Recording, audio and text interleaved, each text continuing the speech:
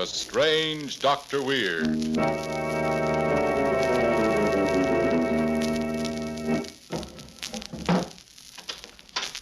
Good evening.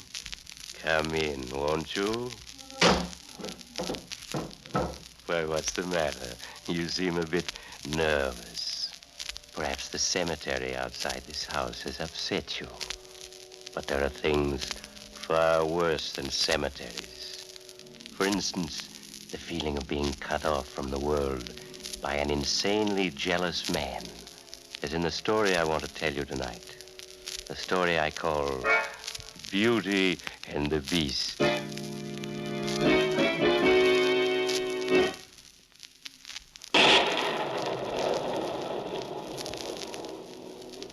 My story begins in New England, on a lonely, desolate cliff overlooking the Atlantic Ocean.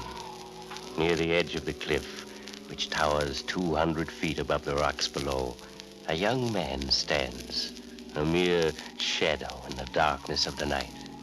Time and time again, he impatiently turns to look at the huge, foreboding old manor house, which is perched near the cliff's edge. Suddenly, out of the darkness, a beautiful girl appears and runs to his outstretched arms. Oh, Kathy, darling, why are you so late? I couldn't slip out of the house any sooner, Alan. Jason was watching my every move. Oh, Kathy, he's twice your age. I know. The ugliest man I've ever known. Whatever made you marry him? I don't know. After my father died, I was all alone. Jason kept after me to marry him. Something in his eyes forced me to say yes. I was afraid to refuse. Well, you're not going on living with him. I'm going to take you away. Oh, Alan, you don't know what you're saying. I can't leave. Why not? If I were to run away, Jason would follow you and kill you. He'd kill you the way he killed... The way he killed whom? Well, you remember George Davis, don't you? Why, of course. He was Jason's secretary. Well, one evening, 2 weeks ago, Jason found me talking to George in the library, a thing he'd forbidden me to do. And the next morning, Jason told me he discharged George and that he'd already left. But then I discovered that all of George's clothes were still in his room. His clothes were in his room? Yes. Surely if he'd been discharged, he'd have taken them with him. Then you think that I'm sure of it. He must have killed George that very night. He'll kill anyone he thinks is trying to take me away from him. Oh, darling, I couldn't stand to have anything happen to you. Oh, darling, nothing's going to happen to me, nor to you. I'm taking you away from here. What time can you meet me here tomorrow night? I think I can manage to slip away around 9 o'clock. All right, darling, 9 o'clock it is. Now you better return to the house before Jason misses you.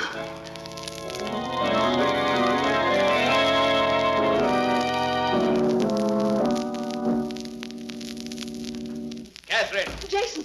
Where were you, Catherine? Oh, I was just out getting some fresh air. You're lying. You slipped out to meet someone. No, Jason, really. Oh, Jason! My arm! You're hurting me. Who was it? Ellen? Was it Ellen? Tell me or I'll... Beg pardon, sir, but Sheriff Rogers is here to see you. Very well, Charles. Show him in. I'll do all the talking, Catherine. Good evening, Mr. Winthrop. Miss Winthrop. Sorry to intrude, but I must. What can I do for you, Sheriff? I understand you have a secretary, George Davis. I did have. I discharged him 2 weeks ago. Why are you so interested, Sheriff? Because his body was washed ashore this afternoon, 20 miles down the coast. Well? There were deep gashes on the body as though it had fallen from a great height onto the rocks in the sea. It may be suicide, and it may be murder. You say it may be murder? Yeah.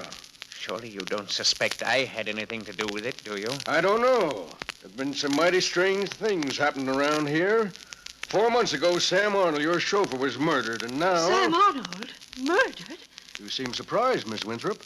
Don't you know he was murdered? I'm afraid she doesn't, Sheriff. She's been ill for quite some time, so I kept the news from her. Oh, then she doesn't know that Arnold was stabbed to death less than 100 yards from this house. Oh, no. I thought he'd been discharged. Who did it? Well, we haven't found Sam's murder yet, Miss Winthrop. Now we have another mystery on our hands, the death of George Davis. Mr. Winthrop, I want you and your wife to be at the coroner's inquest in the village day after tomorrow. Quite a few questions we want to ask you about the deaths of both Sam Arnold and George Davis. There's a lot more going on around here than meets the eye.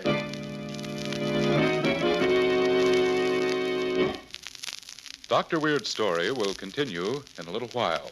And now I'd like... Young man, before you go on, remember where you are. You know what happens on this program to people who aren't careful what they say. I'll be careful. I'm always careful. Careful with my facts whenever I talk about Atom hats. You see, Atom hats are so downright good-looking, I have to be careful about my enthusiasm. And the makers of Atom hats are careful, too. Careful to see that every atom is well made. Look at any atom, and you can see for yourself the quality workmanship that goes into the designing of Atom's smart styling, perfect fit, and correct details. Care, too, is taken in the choice of material and color. That's why only genuine all-fur felt in the newest shades is used in Atom hats.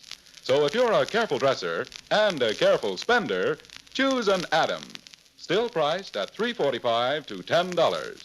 Still America's outstanding hat value. Now, back to Dr. Weird. And now I'll finish my story, Beauty and the Beast. 24 hours have passed, each one of which has been an eternity to Kathy. Try as she would, she couldn't forget the deaths of Sam Arnold and George Davis. One thing seemed perfectly clear to her.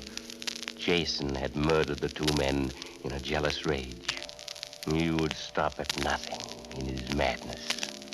Her mind in a turmoil, Kathy waited tensely for 9 o'clock and her meeting with Alan. Catherine, why do you keep looking at the clock every other minute? I'm not aware that I am. Is it because you have some secret rendezvous with someone? No, I haven't. You're lying. Whom are you going to meet? Tell me! Oh, Jason, my arm! Tell me! No one! You're lying. I ought to kill you. Yes, kill me. Get rid of me so I can't testify tomorrow at the coroner's inquest. What are you talking about? You want to kill me because you're afraid of what I might tell them. I know you killed Sam Arnold and George Davis. Is that what you intend to tell them tomorrow? Yes, you're nothing but a murderer. Jason, don't look at me that way, Jason. I'm not going to let you kill me. Stay away from me, Jason. I won't let you kill me. Put down that poker, Catherine. Put it down, I said. No, if you come any closer, Jason, I'll use it. Jason, don't, or I'll use it. I warned you, Jason. I warned you.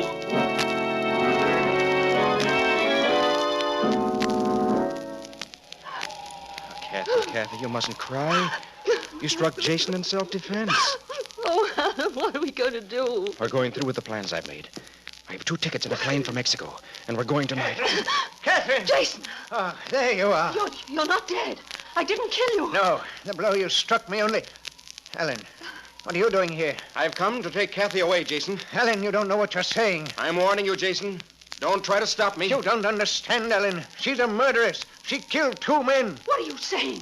I never killed anyone. Ellen, I'm telling you the truth. She killed Sam Arnold and George A. Davis. You're lying. I didn't. How could she possibly kill 2 men and not know it? Because she's insane. Insane? A homicidal maniac. There are times when she loses control of her mind, and when she does, she kills. And then she comes to and has no memory of it, I suppose. Yes, that's it exactly. Just a minute before she pushed George Davis off this very cliff we're standing on, I heard her talking to him. Her voice was low, excited, the voice of a homicidal maniac. Before I could reach them, she'd pushed him off this cliff, and then she fainted. And when she regained consciousness, she had no memory of what had happened. No, it isn't true, Alan. He's trying to blame me for murders he's committed. Yes, I know, dear. Your story's very clever, Jason. But account rather nicely for the deaths of those 2 men, wouldn't it? I'm telling you the truth, do you hear? And I'm going to tell it to the coroner's jury tomorrow. I've protected her as long as I can. You're not going to tell the coroner's jury anything tomorrow. Alan, she's insane. No. She has to be exposed for both our sakes. Why?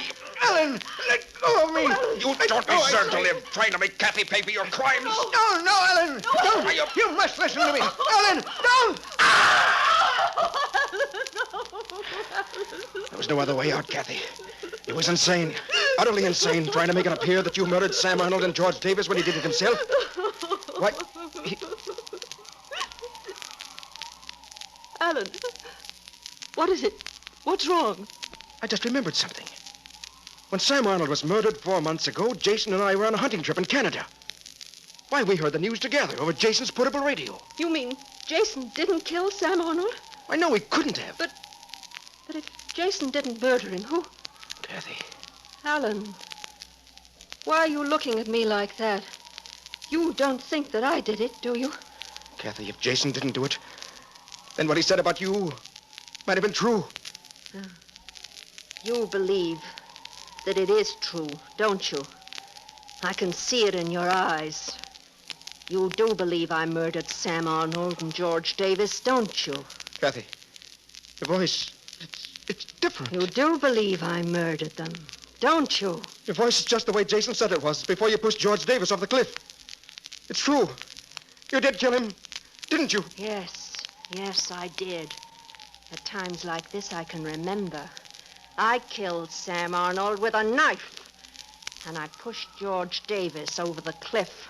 Would you like to know how I did it, Alan? Kathy, your voice, your eyes. Kathy, what are you up to? I pushed him off the cliff like this, Alan, like this, Kathy, Alan. look out! Alan, I'm slipping! She's gone. She was trying to kill me, and she fell over herself. She was the murderer. And nobody dreamed of suspecting her because she was so beautiful.